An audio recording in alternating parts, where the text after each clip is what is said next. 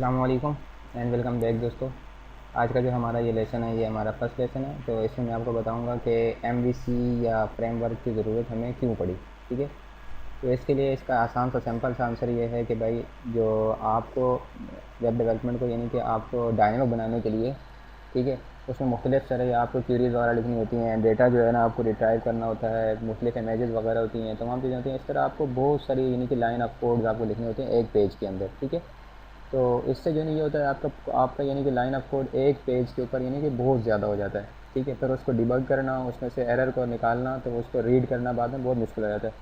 तो इसके पेश नज़र यानी कि डेवलपर्स ने इसकी आसानी के लिए एम को मुतारफ़ करवाया। ठीक है, एम क्या है? अब मॉडल व्यू और कंट्रोलर। इसके अंदर जो होता है आपकी जो एप्लीकेशन होती है उसको तीन हिस्सों में ब्रेक कर दिया जाता है। एक होता है मॉडल, दूसरा होता है व्यू और तीसरा होता है कंट्रोलर।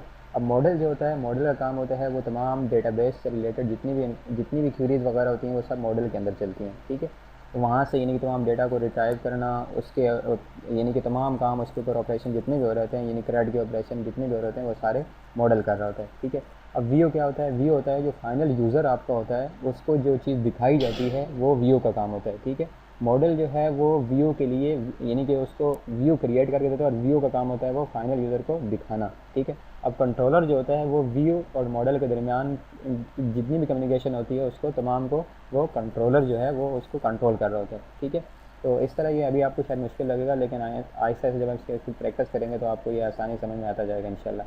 ठीक है, तो अपने नेक्स्ट लेसन से जो है ना मैं बाकायदा कोऑर्डिनेटर को जो है वो इंस्टॉल करूँगा, करूँगा और उसको कॉन्फ़िगर करूँगा और चलाएँगे और उसके ऊपर काम करना हम स्टार्ट करेंगे। Thanks for watching. अल्लाह हाफ़िज़।